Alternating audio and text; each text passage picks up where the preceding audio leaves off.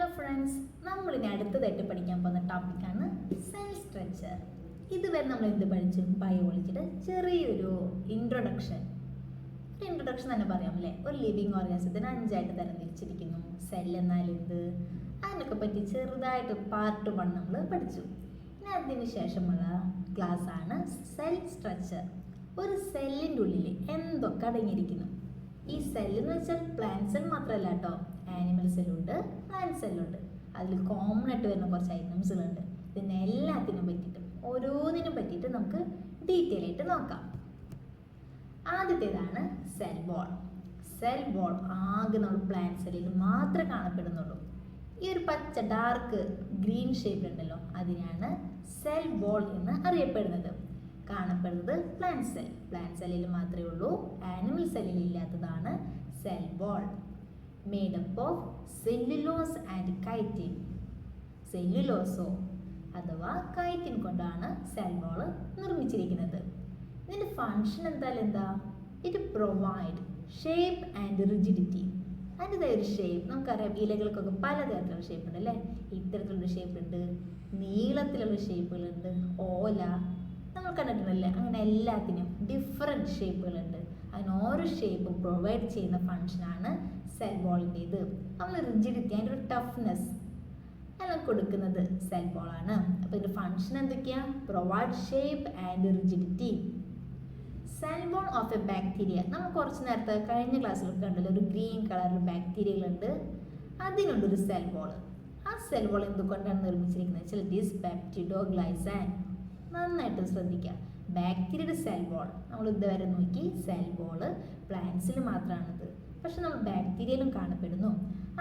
എന്ന് വെച്ചാൽ എന്താ? ആ ബാക്ടീരിയ ചിലപ്പോൾ യൂണിസെല്ലുലാർ ആവാം, ചിലപ്പോൾ സെല്ലുകൾ ഇല്ലാത്ത ബാക്ടീരിയകളായിരിക്കാം.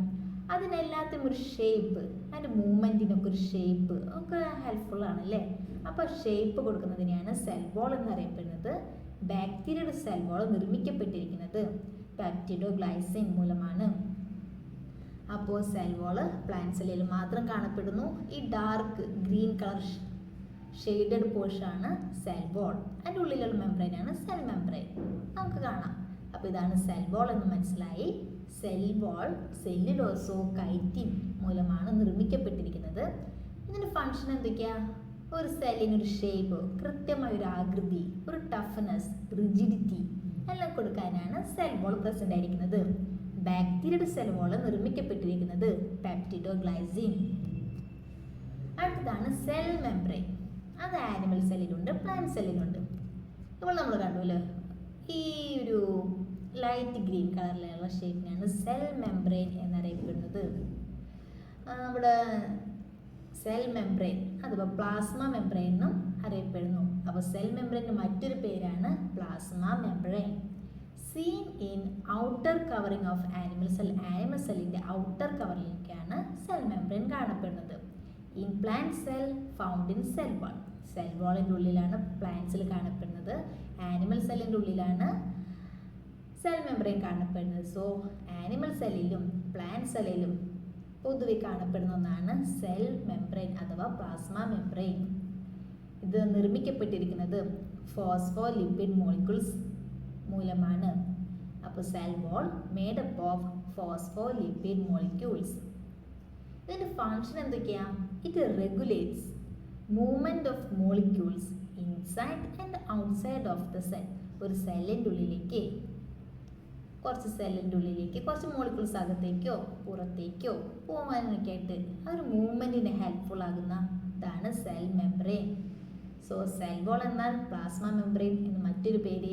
ആനിമൽ സെല്ലിൻ്റെ ഉള്ളിൽ കാണപ്പെടുന്നു, പ്ലാന്റ് സെല്ലിൻ്റെ ഉള്ളിലും കാണപ്പെടുന്നു. ഇത് എന്തുകൊണ്ട് നിർമ്മിക്കപ്പെട്ടെന്ന് ചോദിച്ചാൽ ഫോസ്ഫോലിപ്പിഡ് മോളിക്യൂൾസ്. ഫങ്ഷൻ എന്തൊക്കെയാണ്? ഒരു സെല്ലിനെ ഇൻസൈഡ് ഓർ ഔട്ട്സൈഡ് മോളിക്യൂൾസിൻ്റെ മൂവ്മെൻറ്റിന് വേണ്ടിയിട്ടാണ് സെൽ മെംബ്രെയിൻ നിർമ്മിക്കപ്പെട്ടിരിക്കുന്നത്.